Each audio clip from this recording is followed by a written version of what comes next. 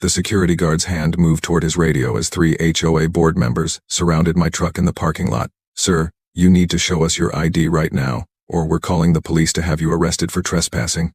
The woman in the crisp business suit barked at me through my window. I'm 72 years old, and in all my years, I've never been threatened with arrest while sitting peacefully in a public parking lot. My hands trembled on the steering wheel as I stared at these angry strangers demanding things they had no right to demand. The worst part? I didn't even live in their HOA. I wasn't breaking any rules. I was just an old man trying to visit my daughter. But they didn't care about that. They didn't care about anything except their power and their rules. And what happened next would change everything for an entire neighborhood. Before I tell you what happened, let me ask you something. Where are you watching from? Drop your city and state in the comments below. And if you're enjoying this story, please hit that like button, share this video with your friends, and subscribe to the channel. Trust me, you won't want to miss how this unfolds. Now, let me take you back to where this whole mess started, 3 weeks before that terrible confrontation in the parking lot.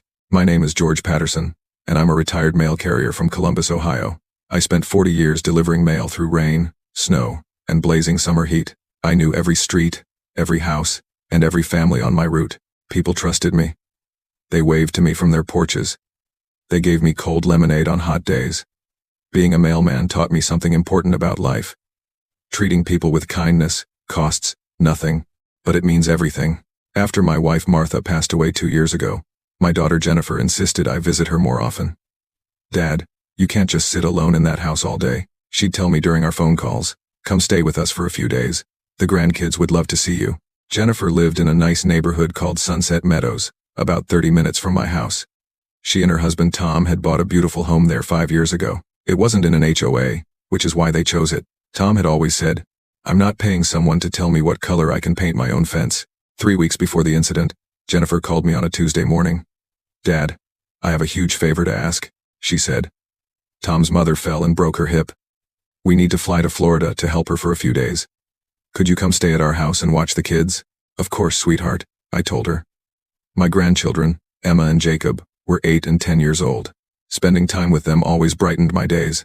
"Thank you so much, Dad. There's just one small thing. Our house is getting the roof replaced starting tomorrow, so it's going to be really noisy and messy. Would you mind taking the kids to do some fun activities during the day? Maybe the park, the library, that sort of thing?" "That sounds perfect," I said. "Don't you worry about a thing." The next day, I packed my small suitcase and drove to Jennifer's house. The roofing crew was already there, and the noise was incredible. Bang, bang, bang. The kids couldn't hear themselves think. "Grandpa, can we go somewhere quiet?" little Emma asked, covering her ears. I smiled at her. "I know just the place." I remembered passing a beautiful park on my way to Jennifer's house. It was in a neighborhood called Riverside Oaks, just 5 minutes away. The park had a playground, walking trails, and a small pond with ducks. It seemed perfect. That first day, I loaded Emma and Jacob into my truck, and we drove to the park. The neighborhood was lovely, with neat houses and trimmed lawns. The park was even better than I remembered. The kids ran straight to the swings while I sat on a bench, enjoying the sunshine. We spent 3 wonderful hours there. Jacob made friends with another boy and they played on the jungle gym. Emma fed crackers to the ducks at the pond. I chatted with other grandparents who were watching their grandchildren too. It was a peaceful, perfect day. "Can we come back tomorrow, Grandpa?" Emma asked as we drove home. "Absolutely," I told her. And so we did. Every morning for the next week, while the roofing crew hammered away at Jennifer's house, we went to that park. I parked my truck in the public parking lot, right next to the park entrance. We'd spend the whole morning there, then go get lunch, maybe visit the library, and come back in the afternoon. Everything was wonderful. The kids were happy. I was happy. I was doing what grandpas are supposed to do, making memories with my grandchildren. But on the 8th day, everything changed. It started when I pulled into the parking lot that morning. A man in his 50s with slicked back hair and designer sunglasses was standing near the park entrance. He was wearing expensive-looking golf clothes and had his arms crossed, watching as I parked. I helped Emma and Jacob out of the truck. "Come on, kids. Let's go swing." "Excuse me," the man called out. His voice was sharp and unfriendly. I turned around. "Yes? Do you live in Riverside Oaks?" he asked. I was confused by the question. "No, I don't. I live in Columbus. I'm just visiting my daughter." His face turned red. "Then you can't park here. This is private parking for Riverside Oaks HOA residents only." I looked around the parking lot. There were no signs saying it was private, no gates, no reserved spots. It looked like any other public parking lot I'd ever seen. "I'm sorry, sir, but I don't see any signs saying that," I said politely. Is this not a public park? The park is public, he snapped. But this parking lot is HOA property. Only residents can park here. My grandchildren were tugging at my hands, eager to go play. I didn't want to argue in front of them. I apologize, I said. I didn't know. Where should I park instead? That's not my problem, the man said coldly. Find street parking somewhere else. And make it quick. I'm on the HOA board, and I don't appreciate rule breakers. Something about his tone rubbed me the wrong way, but I remembered what Martha used to tell me. George, you catch more flies with honey than vinegar. So I smiled, nodded, and got back in my truck with the kids. I drove around the neighborhood looking for street parking, but there were no parking signs everywhere. Finally, I found a spot 3 blocks away. Why are we parking so far, Grandpa? Jacob asked. Just a little mix-up, buddy, I said. We'll get some extra exercise walking. We walked those 3 blocks every day for the next week. I didn't mind the exercise, and the kids thought it was an adventure, but something bothered me about that man's attitude. There was no kindness in his voice. No understanding. Just cold rules and power. Then, 2 days ago, something strange happened. I was sitting on my usual bench at the park, watching Emma and Jacob play, when a woman sat down next to me. She was probably in her 60s, with kind eyes and gray hair pulled back in a ponytail. You're Jennifer Morrison's father, aren't you? She asked. Yes, I am, I said, surprised. Do you know Jennifer? I live 2 streets over from her, the woman said. My name's Patricia. I've seen you here with your grandchildren. They're darlings. Thank you, I said, smiling. They're my pride and joy. Patricia hesitated, then leaned closer. I need to tell you something. The HOA board has been talking about you at their meetings. My stomach tightened. Talking about me? Why, that man you met in the parking lot, his name is Richard Blackwood. He's the HOA president, and she paused, choosing her words carefully. He's not a kind man. He's been telling people you're trespassing, that you're suspicious, that you're parking illegally on purpose, to antagonize the HOA. I couldn't believe what I was hearing. But I've been parking on the street. I haven't broken any rules. I know, Patricia said sadly. But Richard doesn't care about the truth. He cares about control. And he's convinced the rest of the board that you're some kind of threat. Before I could respond, my phone rang. It was Jennifer, calling to say she and Tom were flying home the next day. The roofing was finished, and they missed the kids. That night, as I tucked Emma and Jacob into bed, I felt uneasy. But I pushed the feeling aside. Tomorrow would be my last day with the grandchildren before their parents came home. I wanted it to be special. I had no idea it would be the day everything exploded. The next morning dawned bright and clear. I made the kids pancakes shaped like Mickey Mouse, their favorite. We sang songs in the truck on the way to the park. I found my usual street parking spot, and we walked those 3 blocks hand in hand. The park was more crowded than usual. It was Saturday, and families were everywhere. Emma and Jacob ran off to play with some friends they'd made over the past 2 weeks. I settled onto my bench with a book, feeling content. I'd been there about an hour when I noticed Richard Blackwood walking toward the park. He wasn't alone. There were 2 other people with him, a stern-looking woman in a business suit and a younger man with a clipboard. Behind them was a security guard. My heart started pounding. They were walking with purpose, scanning the crowd, and then Richard pointed. He was pointing at me. All 4 of them changed direction and headed straight toward where I was sitting. The other park visitors started noticing too, turning to watch. Emma looked up from the swings and saw the group approaching her grandfather. I stood up from the bench, my book falling to the ground. My legs felt weak. Richard Blackwood reached me first, his face twisted in anger. There you are, he said loudly. I want to see your ID right now. I'm sorry, I said, my voice shaking. What's this about? The woman in the business suit stepped forward. Sir, I'm Margaret Chen, secretary of the Riverside Oaks HOA board. We've received multiple reports of you trespassing in this neighborhood. You need to identify yourself immediately and explain why you're harassing our residents. I looked around desperately. People were staring. Emma had stopped swinging and was watching with frightened eyes. Jacob was running toward me. I'm not harassing anyone, I said, trying to keep my voice steady. I'm just here with my grandchildren at the park. This is HOA property, the younger man with the clipboard said. And you've been warned multiple times about illegal parking.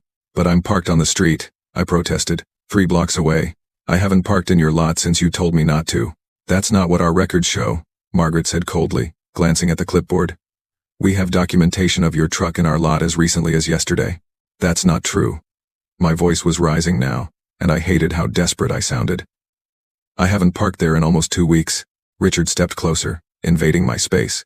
The security guard moved his hand toward his radio. Listen, old man. We're done playing games. Either you show us your ID right now and explain yourself, or we're calling the police and having you arrested for trespassing and harassment." Emma started crying. Jacob grabbed my hand. "Grandpa, what's happening?" The whole park had gone quiet. Everyone was watching this terrible scene unfold. My hands were shaking as I reached for my wallet. But something inside me, maybe it was 40 years of standing up for what's right. Maybe it was the memory of Martha telling me to never let bullies win, made me stop. I pulled my hand back from my pocket. "No," I said quietly. Richard's eyes widened. "What did you say?" I said no. My voice was stronger now. "I haven't done anything wrong. I don't have to show you anything. You have no authority over me." The security guard pulled out his radio. Margaret's face turned purple with rage. Richard took another step toward me, his finger jabbing toward my chest. And then something happened that nobody expected. A police car pulled into the parking lot, lights flashing. The police car's lights painted red and blue shadows across the faces of everyone in the park. My heart hammered in my chest as 2 officers stepped out of the vehicle. Richard Blackwood's face lit up with a triumphant smile, like a cat that had just cornered a mouse. "Officers, thank goodness you're here," Richard called out, waving them over. "We have a situation with this individual, trespassing on HOA property." The 2 police officers walked toward our group. The first was a tall woman with her hair pulled back in a tight bun. Her name tag read, Officer Martinez. The second was a younger man, stockier, with kind eyes. His tag said, Officer Chen. Emma was still crying, clutching my leg. Jacob stood frozen, his hand gripping mine so tightly it hurt. I wanted to tell them everything would be okay, but I wasn't sure if that was true. "What seems to be the problem here?" Officer Martinez asked, pulling out a small notebook. Richard immediately launched into his story. "This man has been trespassing in our neighborhood for 2 weeks. He's been parking illegally in our HOA parking lot despite multiple warnings. He's been lurking around our park, watching children, and when we asked him to identify himself, he refused. We have every right to press charges." I felt sick to my stomach. The way Richard described it made me sound like some kind of criminal, some kind of predator. "That's not true," I said, my voice cracking. "I'm here with my grandchildren. These are my grandchildren right here." I gestured to Emma and Jacob. Officer Chen knelt down to Emma's level. "Hey there, sweetie. Is this your grandpa?" Emma nodded, wiping her tears. "Yes, his name is Grandpa George. He takes care of us." Officer Martinez looked at me. "Sir, can I see some identification, please?" My pride wanted to refuse again, but I could see the fear in my grandchildren's eyes. I didn't want to make this worse for them. With shaking hands, I pulled out my wallet and handed her my driver's license. She studied it carefully. George Patterson, Columbus address. "Sir, do you live in this neighborhood?" "No, ma'am," I said. "I live in Columbus. I'm visiting my daughter Jennifer Morrison. She lives in Sunset Meadows, the neighborhood right next to this one.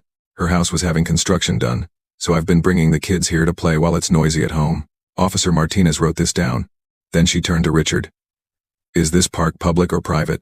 "The park is public," Margaret Chen interrupted. "But the parking lot is HOA property, reserved for residents only." "And where is your vehicle parked right now, Mr. Patterson?" Officer Martinez asked me. 3 blocks that way," I pointed. "On Maple Street. I haven't parked in the HOA lot since Mr. Blackwood told me not to. Almost 2 weeks ago."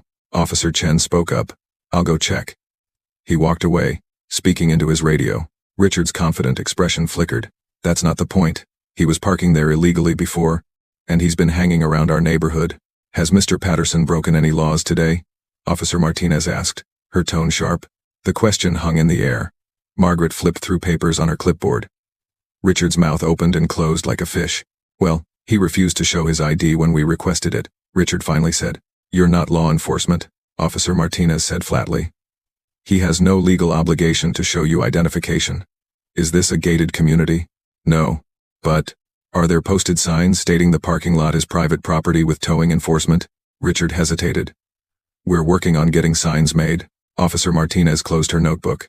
"So, let me make sure I understand. This gentleman is at a public park with his grandchildren. He's parked legally on a public street. He hasn't violated any laws or ordinances, and you called the police because he wouldn't voluntarily show you his ID?" Margaret stepped forward. "Officer, you don't understand. We have rules in this community. We have standards. We can't just let anyone." "Anyone what?" Officer Martinez's voice had an edge to it now. "This is a public park. Unless he's breaking a law, he has every right to be here." Officer Chen returned, slightly out of breath. "The truck's exactly where he said it is, legally parked on Maple Street. No violations. The crowd of onlookers had grown larger. I could hear people whispering. Some were taking out their phones, recording the confrontation. Richard's face turned bright red. This is outrageous. We have rights as an HOA. We have the authority to protect our community from suspicious individuals. Suspicious? Officer Martinez raised an eyebrow. What exactly has this man done that's suspicious? He's been here almost every day for 2 weeks. The younger man with the clipboard spoke up. Always watching the children play. Quote, I'm watching my grandchildren play, I said, my voice breaking. That's what grandparents do. Officer Chen looked at Emma and Jacob. Kids, do you come here with your grandpa a lot? Every day, Jacob said proudly. Grandpa pushes us on the swings and we feed the ducks and he reads us stories on the bench. Emma nodded enthusiastically, her tears drying. Grandpa's the best. He makes us snacks and plays hide and seek with us. A woman from the crowd spoke up. Officers, I've been bringing my daughter to this park for 3 years. I've seen George here with these children for the past 2 weeks. He's been nothing but kind and appropriate. He helped my daughter when she fell off the slide last week. Another voice joined in. My son is scared of dogs.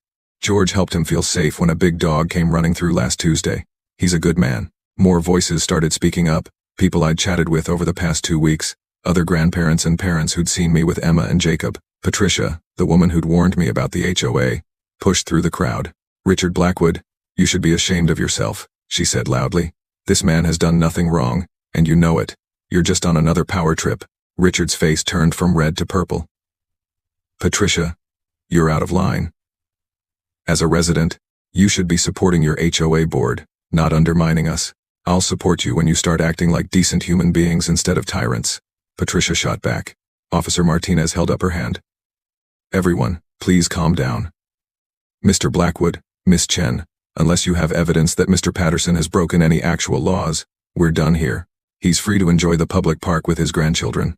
But our HOA rules, Margaret started. Your HOA rules apply to your residents, on your property, Officer Martinez said firmly. They don't apply to a public park. And they definitely don't give you the authority to detain or interrogate people who aren't in your HOA. If you continue to harass Mr. Patterson, HE could press charges against you for harassment. The look on Richard's face was pure fury. The security guard shifted uncomfortably. Margaret clutched her clipboard like a shield. This isn't over, Richard said quietly, but his voice carried across the park. We'll be filing complaints. We'll be talking to our lawyers. Have a good day, sir, Officer Martinez said, turning her back on him and walking toward her patrol car. Officer Chen knelt down one more time to talk to Emma and Jacob. You two have a great grandpa. You know that? You give him an extra big hug today, okay? Both kids nodded. As the officers walked away, Emma and Jacob wrapped their arms around me. I was shaking, but not from fear anymore. It was relief, mixed with anger, mixed with sadness, that things had come to this. The crowd slowly dispersed. Several people came up to pat me on the shoulder or tell me they were sorry I'd been treated that way. Richard, Margaret, and the others retreated toward the parking lot, talking in angry, hushed voices. Patricia stayed behind. George, I'm so sorry. I should have warned you more strongly. Richard has been getting worse and worse. He's driven 3 families out of the neighborhood with his ridiculous demands and rules. It's not your fault, I told her. You did warn me. I just never imagined it would go this far. Will you still come to the park? She asked. I looked at Emma and Jacob, who were already tugging at my hands, ready to go play now that the scary people were gone. Yes, I said. I'm not going to let bullies decide where I can take my grandchildren. Patricia smiled. Good. We need more people like you who stand up to him. The rest of that day at the park was peaceful, but I couldn't shake the feeling of unease. I kept glancing toward the parking lot, half expecting Richard to return with more accusations. When Jennifer and Tom came home that evening, I told them everything that had happened. Jennifer was horrified. Dad, I'm so sorry, she said, hugging me tight. I had no idea taking the kids to that park would cause so much trouble. It's not trouble you caused, I said. It's trouble that Richard Blackwood creates everywhere he goes. Tom was furious. That guy threatened to have you arrested? For being at a public park with your grandkids? I should go over there and give him a piece of my mind. Tom, no, I said firmly. That's exactly what he wants. He wants confrontation. He feeds on it. The best thing we can do is ignore him and live our lives. But I should have known it wouldn't be that simple. 2 days later, I went back home to Columbus. Life returned to normal. I did my grocery shopping, worked in my garden, called Jennifer every other day to check on the kids. A week passed. Then 2. Then, 3 weeks after the confrontation at the park, I got a phone call from Jennifer. "Dad, you need to come over here right away," she said. Her voice was stressed. "What's wrong? Are the kids okay?" "The kids are fine. But Dad, we got a letter in the mail today. From the Riverside Oaks HOA. My stomach dropped. "What does it say?" "They're threatening to sue us. They claim that by allowing you to repeatedly trespass on their property and park in their lot, we were complicit in violating their community standards. They're saying we damaged their property values and caused a disturbance. Dad, they're asking for $15,000 in damages." I couldn't breathe. "But you don't even live in their HOA. You live in a completely different neighborhood." "I know.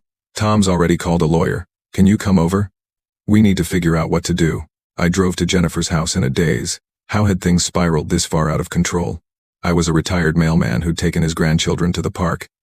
How did that turn into a lawsuit? When I arrived, Tom was pacing in the living room, talking on the phone. Jennifer showed me the letter. It was typed on official HOA letterhead, signed by Richard Blackwood, Margaret Chen, and 2 other board members I hadn't met. The letter was full of legal language I barely understood, but the message was clear. They wanted money, and they wanted an admission that we'd done something wrong. "This is insane," I said, reading it for the 3rd time. "This is absolutely insane." Tom hung up the phone. "The lawyer says it's a frivolous lawsuit. She thinks she can get it dismissed. But it's going to cost us at least $5,000 in legal fees to fight it." "I'll pay for it," I said immediately. "This is my fault." "Dad, no," Jennifer said. "You didn't do anything wrong. This is that horrible HOA trying to bully us. But if I hadn't gone to that park, then we would have found some other park and maybe some other HOA would be doing this," Tom said. "This isn't about you, George. This is about them. They're drunk on power, and they're looking for people to push around." We talked for hours about what to do. The lawyer had advised us to respond to the letter within 30 days, either agreeing to their terms or preparing for a legal battle. "I won't let you waste your savings fighting this," I told them. "Maybe I should just apologize, tell them it won't happen again." "Absolutely not," Tom said firmly. "You have nothing to apologize for. They're the ones who should be sorry." That night, I drove home feeling defeated. I'd spent my whole life trying to be kind to people, trying to do the right thing, and now I was being punished for taking my grandchildren to a park. I barely slept that night. Every time I closed my eyes, I saw Richard Blackwood's angry face, heard his threats, felt the humiliation of being accused in front of a crowd of strangers. The next morning, I made a decision. I wasn't going to hide. I wasn't going to apologize for something I didn't do. And I wasn't going to let bullies win. I got dressed, got in my truck, and drove back to Riverside Oaks. Not to the park this time. I went to the HOA office, located in a small building at the entrance to the neighborhood. The receptionist looked up in surprise when I walked in. "Can I help you?" "I'd like to speak with Richard Blackwood," I said. "Do you have an appointment?" "No. But I think he'll want to see me." "Tell him George Patterson is here." The receptionist picked up her phone, spoke quietly, then hung up. "He says he's too busy to see you. He suggests you communicate through your lawyer." I'd expected this. "Tell him I'm not leaving until he talks to me. I'll wait right here all day if I have to." The receptionist looked uncomfortable but made another call. 5 minutes later, Richard Blackwood emerged from a back office, his expression cold. "Mr. Patterson, I'm surprised to see you here. We need to talk," I said. "I don't think that's appropriate. You should be speaking with your attorney." "I don't have an attorney," I said. "I'm just a retired mailman on a fixed income. I can't afford lawyers and lawsuits. But I can afford the truth. And the truth is, I never did anything wrong." Richard's eyes narrowed. "You repeatedly violated our parking regulations. After you told me not to park in your lot, I never parked there again. I parked legally on the street. You know this. The police confirmed it. You were trespassing on HOA property." "A public park," I interrupted. "The officers made it very clear that I had every right to be there." Richard's jaw clenched. We stood there in the reception area, 2 stubborn men refusing to back down. "Why are you doing this?" I asked quietly. "Why are you going after my daughter's family with this lawsuit? What did we ever do to you?" "You defied HOA authority," Richard said. "You undermined our rules. You encouraged other residents to question our leadership. That cannot be tolerated." "I'm a 72-year-old man who took his grandkids to a park," I said. "That's all I did. That's all I ever did. You should have shown us more respect," Richard said coldly. And there it was. The real issue. Not rules, not property values, not community standards, respect. Or rather, the kind of fearful obedience that Richard mistook for respect. "I respect people who deserve it," I said. "People who show kindness, People who care about others. You don't want respect, Mr. Blackwood. You want control. Richard's face flushed. Get out of this office. Now. I'm leaving, I said. But this isn't over. I'm going to fight your lawsuit. And I'm going to make sure everyone knows what kind of person you really are. I turned and walked out, my heart pounding. I'd never been a confrontational person in my life, but something about this situation had awakened something in me, a refusal to be pushed around, a determination to stand up for what was right. As I drove away from the HOA office, I noticed something strange. There was a car following me. A black sedan, staying 2 cars behind, making every turn I made. I tested it by taking a sudden right turn onto a side street I didn't need. The black sedan followed. My hands gripped the steering wheel tighter. Was I being paranoid? Or was someone from the HOA actually following me? I drove around the neighborhood for 10 more minutes, taking random turns. The black sedan stayed behind me the entire time. Finally, I pulled into a gas station and parked. The black sedan drove past slowly, and I got a clear look at the driver. It was the security guard from the park, the one who'd stood with Richard during the confrontation. He was following me. The HOA was having me followed. My phone rang, making me jump. It was Jennifer. Dad, where are you?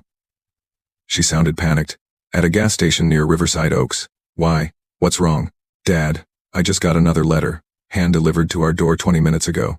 They're saying they have new evidence against you. They're saying they have proof you were stalking residents in their neighborhood.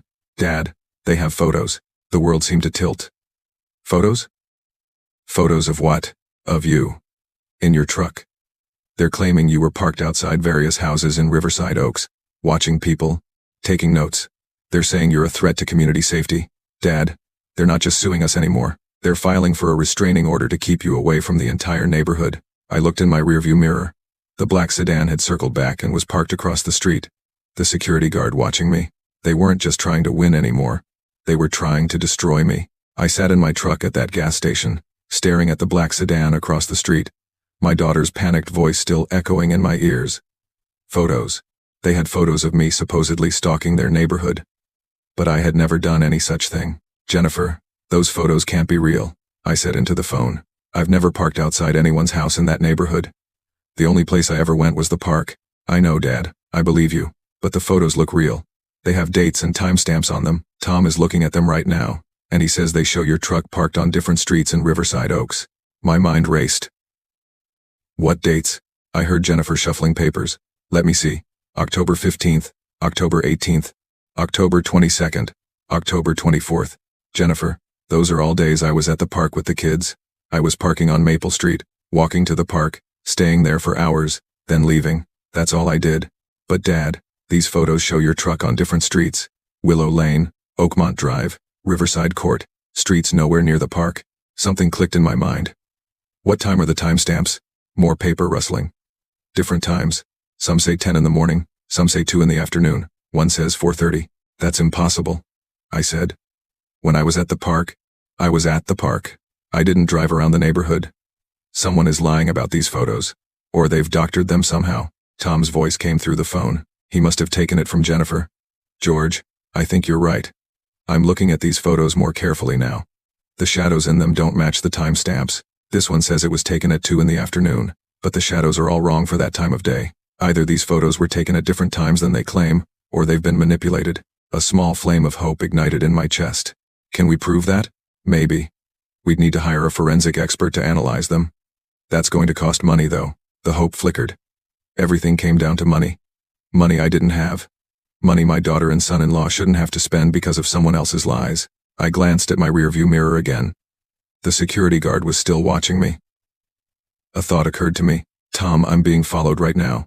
The HOA security guard is in a black sedan across the street from me, and he's been tailing me since I left the HOA office. What? That's harassment. George, you need to call the police. And tell them what? That someone is driving on the same roads as me? I don't have proof he's following me on purpose. Then make a record of it.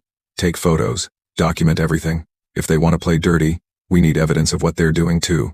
Tom was right. I pulled out my phone and took several pictures of the black sedan and the security guard inside it.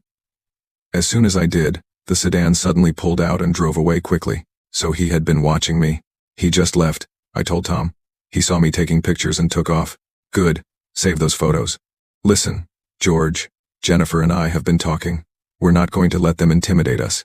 We're going to fight this with everything we have. Our lawyer thinks we have a strong case, especially if we can prove those photos are fake or misleading. But the cost is worth it, Tom said firmly. This is about principle now. They can't just make up lies about people and ruin their lives. We're going to expose what they're doing. After we hung up, I sat in my truck for a long time, thinking. My whole life, I'd believed that being kind and following the rules would keep you safe. I'd believed that good people were rewarded and bad people faced consequences. But Richard Blackwood and his HOA board were showing me a different reality. They had power, they had money, and they were willing to lie to protect both. I drove home slowly, checking my mirrors constantly to see if anyone else was following me. When I got to my small house in Columbus, I locked all the doors and closed the curtains, something I'd never done in the middle of the day before. I felt scared.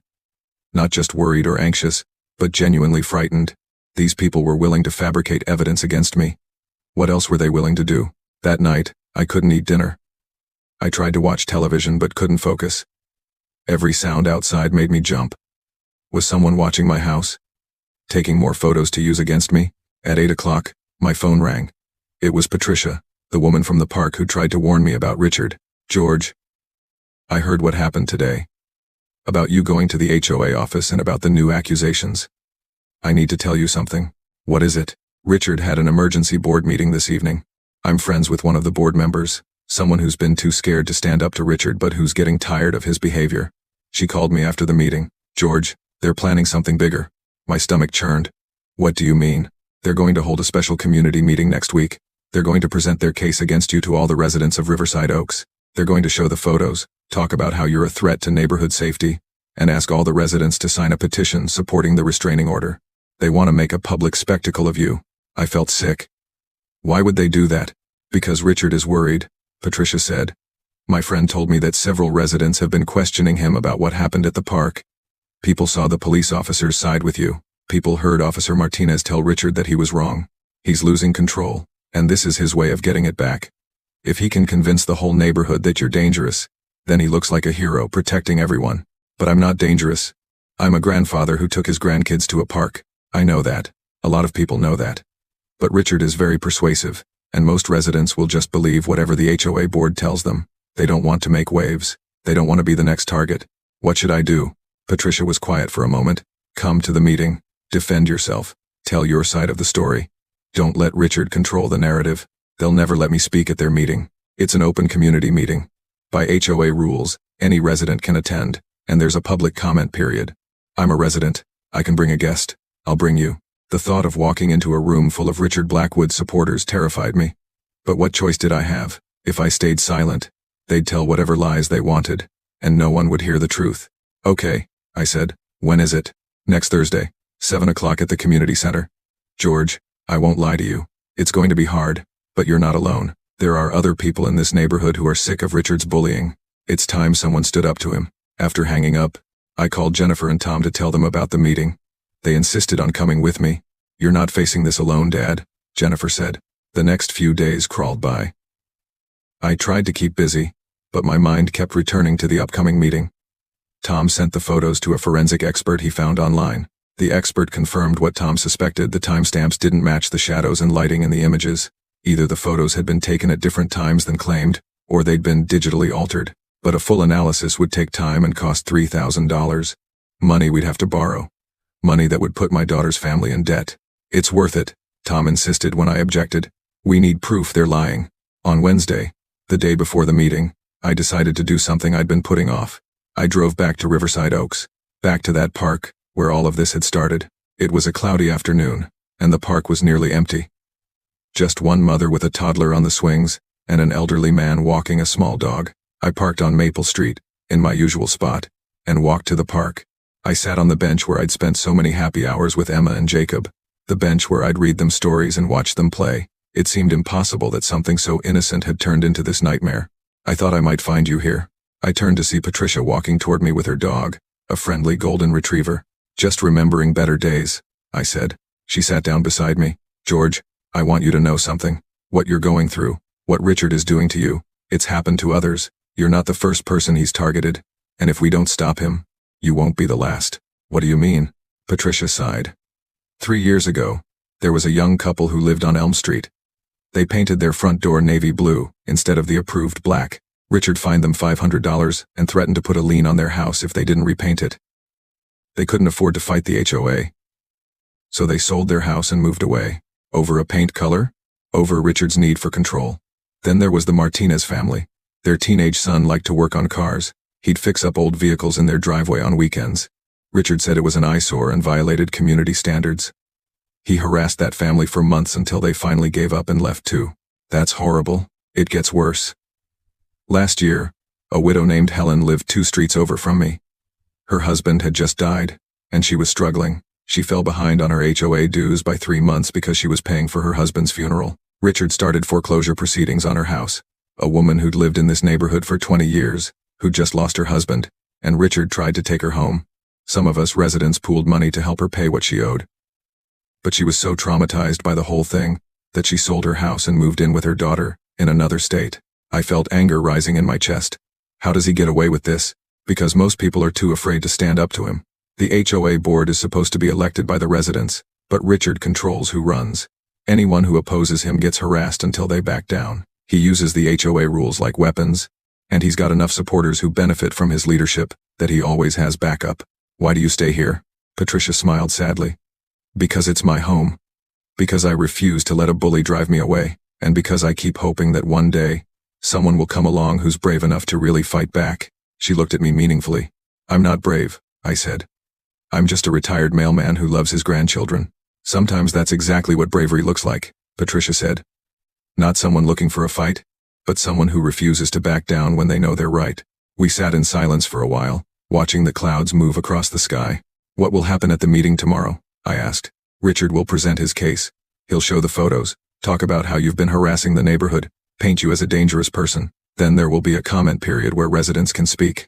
That's when you need to tell your story. After that, there will be a vote on whether to support the restraining order and the lawsuit. Will anyone support me? I will. And I've talked to a few others who are willing to speak up. But I won't lie, George. Most people will side with Richard. Not because they believe him, but because it's easier. Safer. Maybe I shouldn't come. Maybe I'll just make things worse. Patricia turned to look at me directly. If you don't come, Richard wins. He gets to tell his lies unchallenged, and the next time he wants to bully someone, it'll be even easier, because he'll have gotten away with it again. But if you come, if you stand up and tell the truth, at least some people will hear it. At least some people will see what he really is. That's how change starts, George. Not with big dramatic moments, but with ordinary people refusing to stay silent. I thought about Emma and Jacob, about the kind of world I wanted them to grow up in. A world where bullies like Richard Blackwood could destroy people's lives without consequence, or a world where good people stood up for what was right, even when it was hard. I'll be there, I said. Patricia smiled. Good. Come early, around 6:30. I want you to meet some of the other residents who are on your side. You'll need friendly faces in that room. That evening, I pressed my best shirt and pants. I practiced what I would say at the meeting, standing in front of my bathroom mirror, like I was getting ready for a job interview. But every time I tried to rehearse my words, my voice shook, and my hands trembled. What if I froze up? What if I couldn't defend myself properly? What if everyone believed Richard's lies? I didn't sleep at all that night. Thursday arrived gray and drizzly. Jennifer and Tom picked me up at 5:30. Tom had paid the forensic expert extra to rush the analysis, and we had a preliminary report showing that the photos had been manipulated. It wasn't a complete analysis yet, but it was something. Remember, Dad, Jennifer said as we drove to Riverside Oaks. You just need to tell the truth, that's all. Just be yourself and tell them what really happened. The community center was a large brick building at the heart of Riverside Oaks. Cars were already filling the parking lot when we arrived at 6:30. Patricia met us at the entrance with 3 other people, 2 women and a man, all around her age. George, these are some of the residents who support you, Patricia said, introducing me to Karen, Susan, and Robert. We're going to sit together and speak during the comment period. Thank you, I said, shaking their hands. Thank you so much. Don't thank us yet, Robert said with a wry smile. Wait until you see how many people Richard has packed in here. We walked into the meeting room, and my heart sank. The room was set up with rows of chairs, and at least 80 people were already seated. At the front of the room was a long table where Richard Blackwood sat with Margaret Chen and 3 other board members. A large screen had been set up behind them. Richard saw me enter, and his eyes lit up with malicious glee. He whispered something to Margaret, and she smiled coldly. Patricia led us to seats in the 3rd row. I could feel people staring at me, whispering. I heard fragments of conversations around me. That's him. The one who was stalking people. I heard he's been taking pictures of children. Looks harmless, but you never know. My face burned with shame and anger. These people didn't know me. They didn't know anything except the lies Richard had told them. At exactly 7 o'clock, Richard stood up and banged a gavel on the table. This special meeting of the Riverside Oaks HOA is now called to order. Tonight we're here to discuss a serious threat to our community's safety and well-being. He was looking right at me. As many of you know, we've had an individual who doesn't live in our neighborhood, repeatedly trespassing on HOA property, parking illegally, and engaging in suspicious behavior around our families and children. Tonight, I want to present the evidence we've gathered and ask for your support in taking legal action to protect our community. Margaret stood up and dimmed the lights. The screen behind them flickered to life, showing a photo of my truck. This, Richard said, is the vehicle belonging to George Patterson, the man sitting right there in the third row. Over the past month, Mr. Patterson's truck has been spotted throughout our neighborhood at various times and locations. More photos appeared on the screen. My truck on different streets, taken from different angles. The timestamps showed different dates and times. Mr. Patterson claims he was only here to visit a public park with his grandchildren. But as you can see, his vehicle has been photographed all over our neighborhood, far from the park. On some occasions, he was seen sitting in his truck for extended periods, watching houses, appearing to take notes. The room erupted in murmurs. People were shaking their heads, glaring at me. Furthermore, Richard continued, when HOA board members approached Mr. Patterson to ask about his activities, he became hostile and refused to identify himself. He showed a complete disregard for our community rules and standards. When we attempted to document his behavior, he threatened us. That's not true.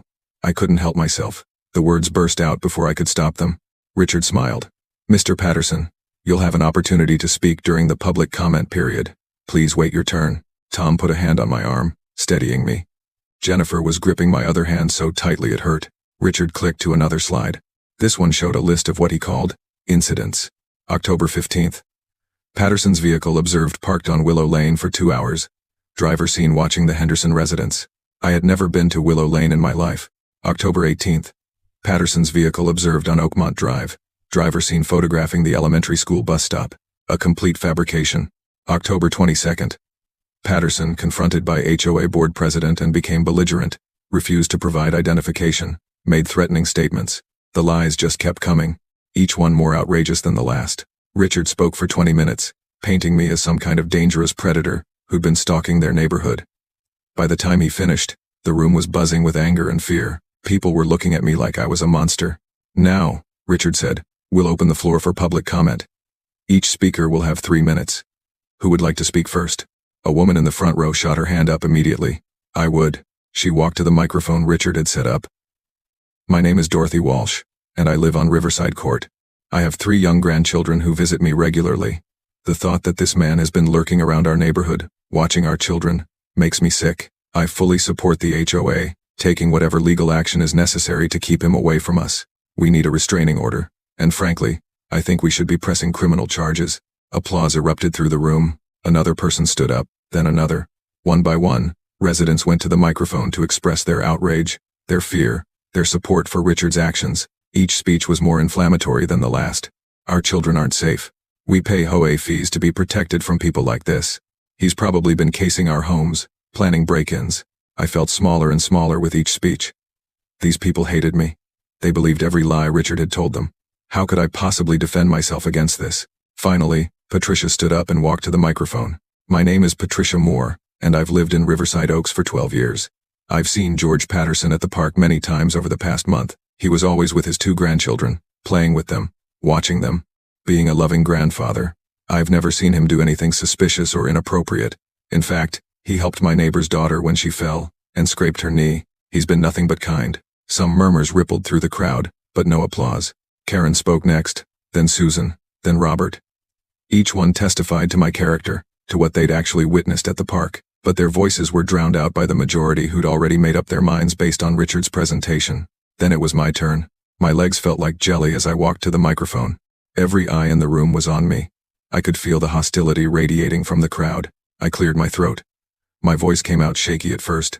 My name is George Patterson. I'm 72 years old.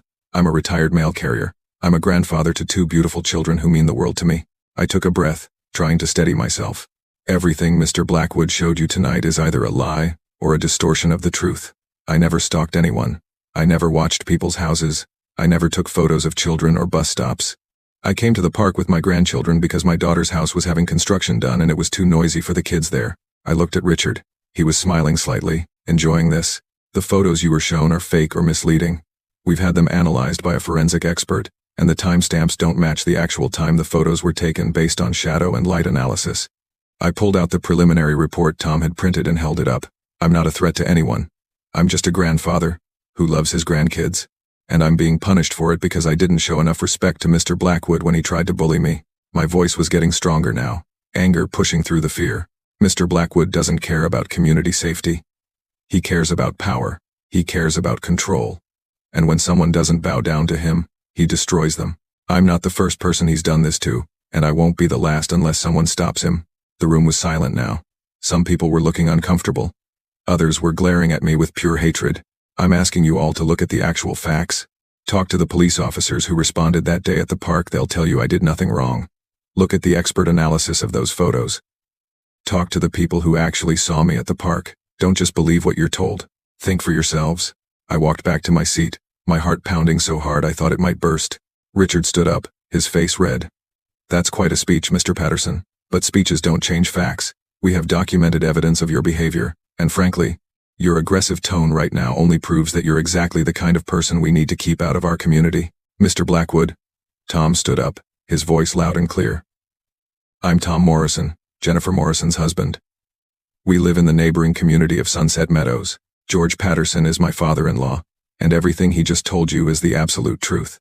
We're prepared to fight your fraudulent lawsuit with every resource we have, and we're prepared to countersue for harassment, defamation, and emotional distress. Richard's smile faded slightly. Are you threatening this HOA? I'm telling you the truth, Tom said. You've fabricated evidence, you've lied about a good man, and you've caused my family tremendous stress and financial burden. You will answer for it. The room erupted into chaos. People were shouting, some at us, some at each other. Richard banged his gavel repeatedly, trying to restore order. Order, order, we're going to move to a vote. All residents who support the HOA's legal action against George Patterson and the Morrison family, please raise your hands. Hands shot up all over the room. I counted quickly. At least 60 people. And those opposed, Patricia, Karen, Susan, Robert, and maybe 10 others raised their hands. Richard smiled triumphantly. The motion carries. The HOA will proceed with legal action, including seeking a restraining order against Mr. Patterson. This meeting is adjourned. People started filing out, but a group of about 15 residents surrounded Richard, congratulating him, thanking him for keeping the neighborhood safe. I felt Jennifer's hand on my shoulder. Let's go, Dad. As we walked toward the exit, a man stepped in front of me. He was tall, probably in his 40s, with graying hair and wire-rimmed glasses. Mr. Patterson, wait, he said quietly. My name is David Chen. I'm Margaret Chen's husband. I tensed, expecting another attack. I want to apologize, he said. My wife, she's been swept up in all this HOA politics, and I think Richard has manipulated her. But I was at the park that day. I saw you with your grandchildren. I saw what really happened. And those photos they showed tonight? I know for a fact that at least 2 of them were taken on days when you couldn't have been here because I saw your truck somewhere else. What do you mean? Tom asked. David looked around nervously, then lowered his voice. Can we talk somewhere private? There's something you need to know about Richard Blackwood and how he's been manufacturing evidence, but I can't talk here. He has eyes everywhere. Before anyone could respond, Margaret Chen appeared, grabbing her husband's arm. David, what are you doing? Come on, we're leaving. Margaret, this is wrong, David said. You know it's wrong. Not here, she hissed, pulling him away. But David looked back at us and mouthed something I could barely make out. Coffee shop, tomorrow, 9 a.m., Maple Street. Then he was gone, dragged away by his wife into the crowd. We stood there, stunned. Patricia came up beside us. Did that just happen? She asked. I think we might have just found an ally on the inside, Tom said. As we walked to the car through the rain that had started falling, I looked back at the community center. Through the windows, I could see Richard Blackwood still holding court, surrounded by his supporters, but for the first time since this nightmare began, I felt a small spark of hope. If David Chen knew something about how Richard was manufacturing evidence, if we could prove Richard was lying, then maybe, just maybe, we could turn this around. I just hoped David would actually show up tomorrow. And I hoped that whatever he had to tell us would be enough to finally expose the truth about Richard Blackwood, because if it wasn't, I didn't know what we were going to do. The rain was falling harder now as we drove away from Riverside Oaks. But through the darkness and the storm, I held on to that tiny flame of hope. Tomorrow morning couldn't come fast enough. I barely slept that night. Every time I closed my eyes, I saw the faces of those HOA residents glaring at me with hatred and fear. I heard their voices calling me a stalker, a threat, a predator. By 5 in the morning, I gave up trying to sleep and sat at my kitchen table with a cup of coffee, watching the sun rise. Tom called me at 7. George, Jennifer and I are picking you up at 8:30. We're all going to meet this David Chen guy together. I don't want you going alone in case it's some kind of setup. You think Richard might have put him up to it? I asked. I don't know what to think anymore, Tom admitted. But we need to be careful. These people have already proven they're willing to lie and fabricate evidence. We can't trust anyone connected to that HOA board. At 8:30 sharp, Tom and Jennifer pulled into my driveway. Jennifer looked like she hadn't slept either. Her eyes were red and puffy. You okay, sweetheart? I asked as I climbed into their car. I keep thinking about those people last night, she said quietly. How they all believed such terrible things about you without even questioning it. How easy it was for Richard to turn them against you. It scares me, Dad. If they can do that to you, they can do it to anyone. She was right, and that was perhaps the most frightening part of all this. Richard Blackwood had shown just how easy it was to destroy someone's reputation with nothing but lies and manipulated photos. The coffee shop on Maple Street was a small local place called The Morning Brew. We arrived at 8:50 and found a table in the back corner where we could see the entrance. Tom ordered coffee for all of us, and we waited. 9 o'clock came and went. No David Chen. Maybe he changed his mind, Jennifer said. Or his wife talked him out of it, I added. At 9:15, I was starting to lose hope. Then the door opened, and David Chen walked in. He was wearing sunglasses, and a baseball cap pulled low over his face. He looked around the coffee shop nervously before spotting us and hurrying over. I'm sorry I'm late, he said, sitting down and keeping his sunglasses on. I had to make sure Margaret left for her hair appointment. If she knew I was here talking to you. It's okay, Tom said. We appreciate you coming. What did you want to tell us? David pulled off his sunglasses, and I could see the conflict in his eyes. This was a man wrestling with his conscience. I need you to understand something first, he said. My wife isn't a bad person. She's gotten caught up in Richard's world. He made her feel important, valued, like she was part of something meaningful. The HOA board became her whole identity. And Richard, he's very good at manipulating people, making them think they're doing the right thing, even when they're not. We understand, Jennifer said gently. Please, just tell us what you know. David took a deep breath. Those photos Richard showed last night? At least some of them are fake.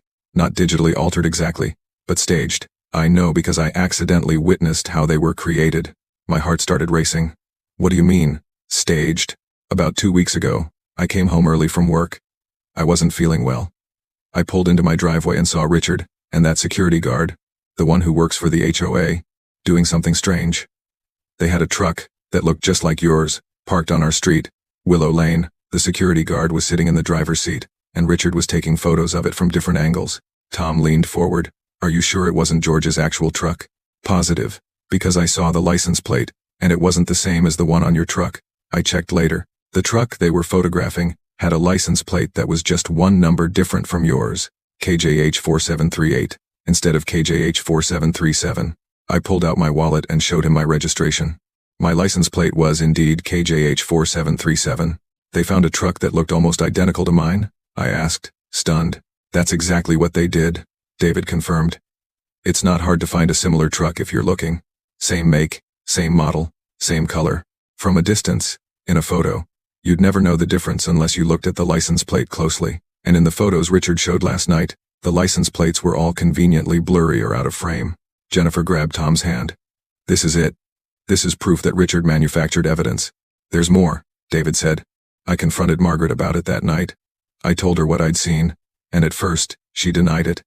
But then she admitted that Richard had asked her to help create a record of Mr. Patterson's suspicious activity. She said Richard told her that you actually had been stalking the neighborhood, but they didn't have good enough photos, so they needed to recreate what had really happened to build a proper case. That's insane, Tom said. You can't just recreate evidence. That's fabrication, plain and simple. I know that. I told Margaret that.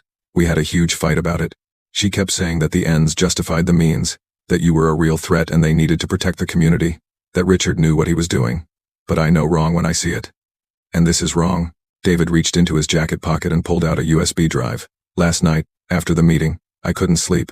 I knew I had to do something. Margaret keeps copies of all the HOA documents on her laptop at home. While she was sleeping, I copied everything I could find related to your case.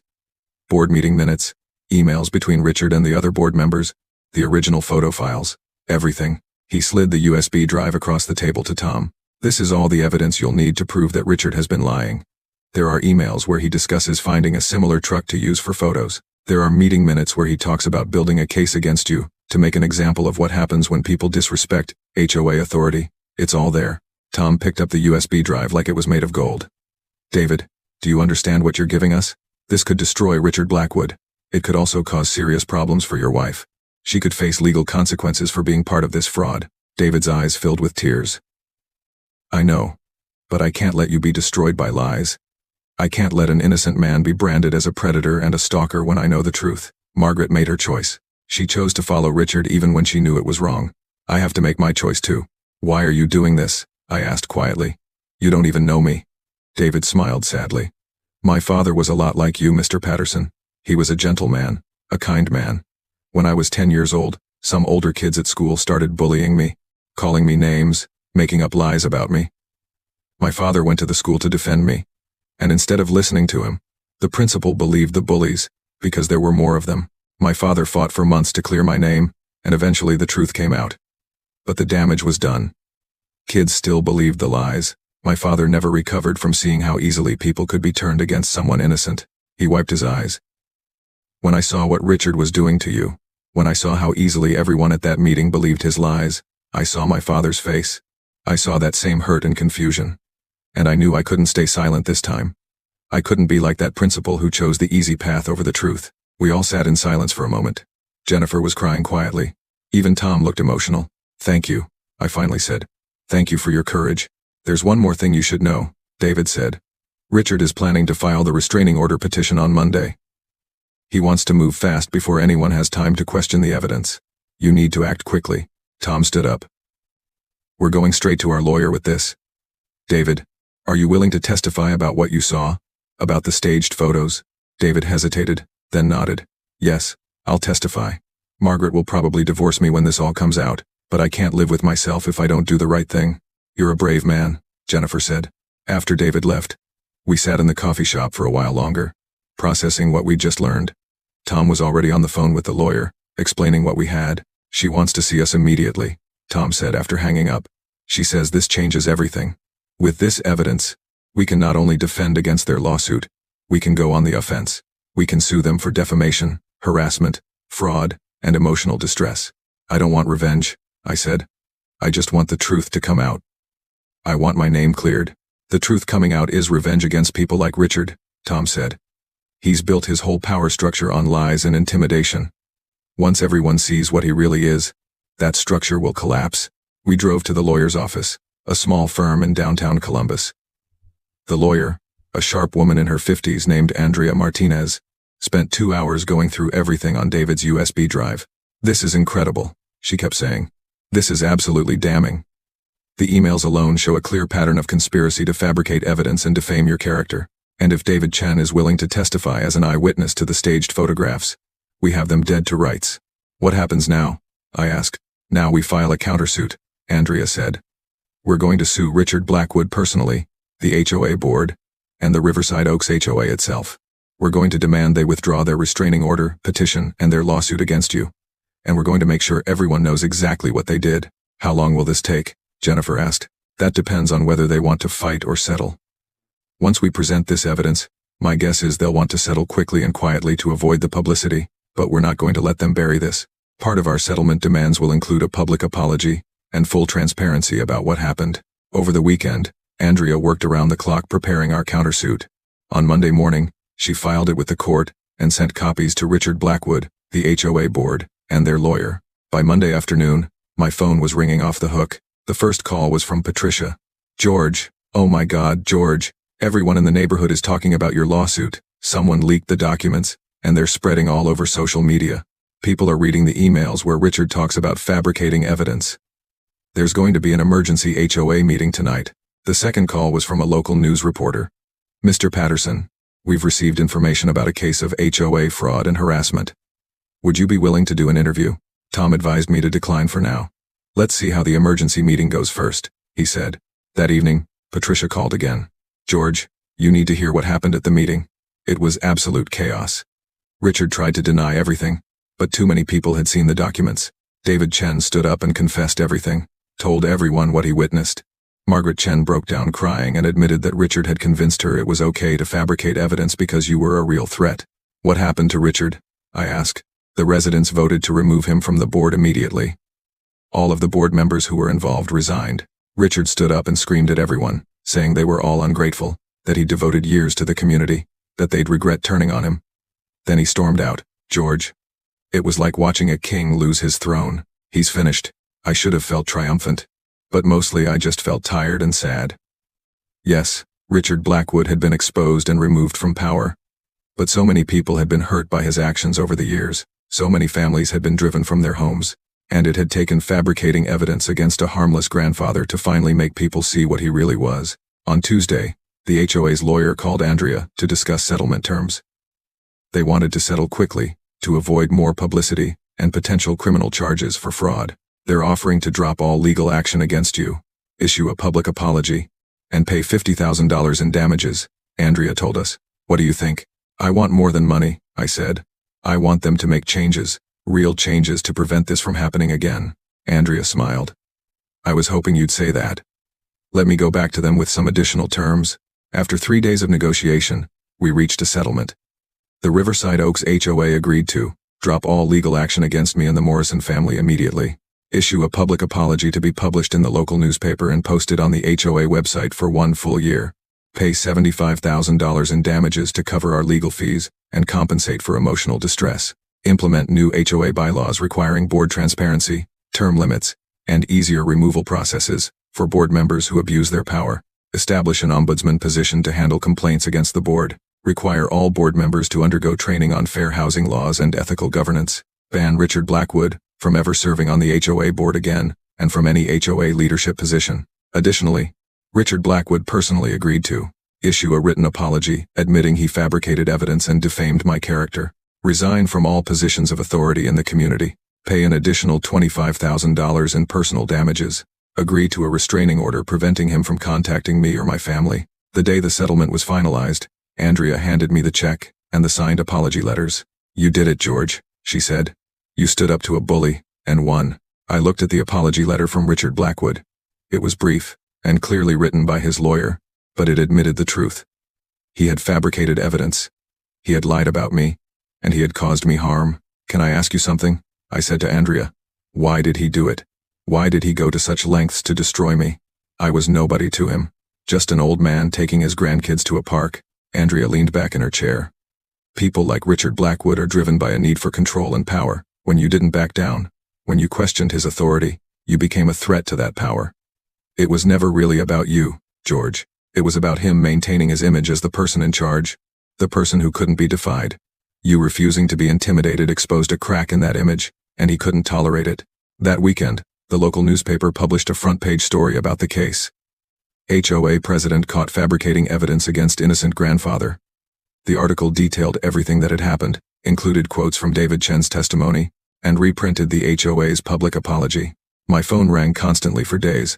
Friends I hadn't spoken to in years called to offer support. Neighbors stopped by to tell me they were proud of me. Local TV stations wanted interviews, but the call that meant the most came from a woman named Sarah Henderson. Mr. Patterson, you don't know me, but I used to live in Riverside Oaks, she said. My family was one of the ones that Richard Blackwood drove out 3 years ago over a paint color dispute. I just read about what happened to you and how you fought back. I wanted to thank you. Thank me? For what?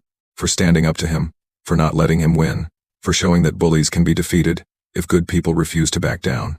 My family lost our home because we couldn't afford to fight the HOA. We thought we were alone, that no one would believe us over him. But you proved that the truth matters. You gave me hope. After we hung up, I sat quietly, for a long time, thinking about her words. The money from the settlement would help secure my retirement and help Tom and Jennifer recover their legal costs. But the real victory wasn't financial. It was knowing that by standing up for myself, I'd helped protect others from facing the same abuse. A month after the settlement, I got an invitation in the mail. It was from the new Riverside Oaks HOA board, asking me to attend their first meeting under the new bylaws. to be honored as a community friend. I almost declined. Part of me never wanted to set foot in that neighborhood again. But Jennifer convinced me to go.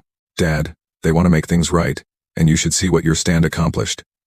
Don't let Richard's actions forever taint that whole community. So on a Tuesday evening in December, I drove back to Riverside Oaks for the first time since the settlement. The community center was packed again, but this time the atmosphere was completely different. Patricia met me at the door with a huge hug. George, I'm so glad you came. The new HOA president, a kind-looking woman named Joanne Richards, welcomed me warmly. Mr. Patterson, on behalf of the entire Riverside Oaks community, I want to thank you for your courage. Because of you, we've made real changes to how this HOA operates. We've implemented all the new bylaws.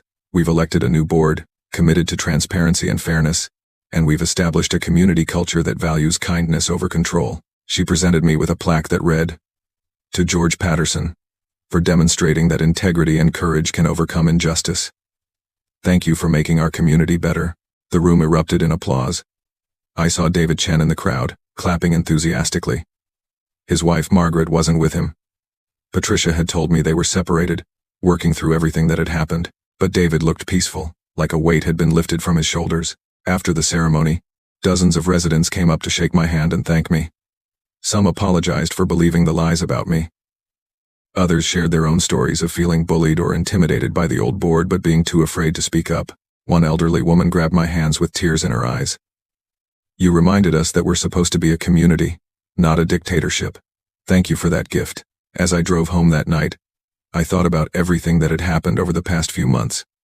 It had started with such a simple thing, taking my grandchildren to a park, and it had turned into a nightmare that tested everything I believed about justice and human nature. I'd learned that good people could be manipulated into doing bad things if they weren't careful. I'd learned that power without accountability corrupts even well-meaning people. I'd learned that standing up to bullies is terrifying but necessary. But most importantly, I'd learned that I wasn't alone. When I'd stood up for what was right, others had found the courage to stand with me. Patricia, David, the residents who spoke up at that terrible meeting, the police officers who sided with truth over authority, Andrea, who fought tirelessly for justice. They'd all been part of defeating Richard Blackwood's tyranny. The story made its way through social media and local news channels. I started receiving letters from people all over the country who'd faced similar HOA abuse. Some asked for advice, others just wanted to share their stories with someone who understood. I tried to respond to as many as I could, always with the same message: don't give up. Don't let bullies silence you. The truth is powerful, but only if people are brave enough to speak it. One letter particularly touched me. It was from a young mother in Arizona whose HOA was threatening to fine her because her children's toys were visible in her yard. "After reading your story, I decided to stand up to them," she wrote. "I brought the newspaper article about your case to the HOA meeting and asked them if they wanted to be the next Richard Blackwood. They backed down immediately. You gave me the courage to fight back. Thank you." As Christmas approached, Jennifer invited me to spend the holiday with her family. On Christmas morning, I watched Emma and Jacob open their presents, their faces glowing with joy and innocence. "Grandpa, can we go to the park today?" Emma asked, holding up a new jump rope. I felt a moment of hesitation, old fears trying to resurface. But then I looked at her hopeful face and smiled. "Of course we can, sweetheart. Any park you want." "Can we go to the park with the ducks?" Jacob asked. "The one in Riverside Oaks?" Jennifer looked at me with concern. "Dad, you don't have to." "Actually," I said, "I think that's a perfect idea." That afternoon, I drove Emma and Jacob to the Riverside Oaks Park. I parked right in the HOA parking lot. I'd been given an honorary parking pass by the new board. As we walked to the playground, several residents waved and smiled. The park looked the same as it had months ago, but everything felt different. I sat on my old bench and watched my grandchildren play, feeling the weight of the past few months finally lifting from my shoulders. Patricia walked by with her dog and sat down next to me. "It's good to see you back here, George," she said. "It's good to be back," I replied. We sat in comfortable silence for a while, watching the children play on the swings and slides. "You know what the best part of all this is?" Patricia said. "Richard Blackwood moved out of Riverside Oaks last week, sold his house and left. Couldn't stand living in a community where he wasn't in charge anymore. Where did he go? Nobody knows and nobody cares. Good riddance to him." I thought about Richard, probably moving to some other community where he'd try to build another little empire of control and fear. Part of me felt sad for him. What a miserable way to live, always needing to dominate others to feel important. But mostly I felt grateful that his reign over this neighborhood was over. As the sun began to set and the air grew chilly, I called to Emma and Jacob. "Come on, kids. Time to head home." "Aw, Grandpa, 5 more minutes?" they pleaded. I smiled, remembering all the times my own children had said the same thing. "Okay. 5 more minutes." I watched them run back to the swings, their laughter carrying across the park. This was what mattered. Not HOA rules, not power struggles, not even justice and vindication. This, love, family, simple moments of joy. Everything else was just noise. As we walked back to my truck, Emma grabbed my hand. "Grandpa, you're the best grandpa in the whole world." "Why do you say that, sweetheart?" "Because you always make us feel safe. Even when scary things happen, you protect us." I squeezed her small hand, feeling tears prick my eyes. She didn't fully understand what had happened over these past months. How close I'd come to being branded as a dangerous person. How hard the fight had been. But she knew the important thing, that her grandpa would always stand up for what was right, would always protect her, would always be there, and really, that was all that mattered.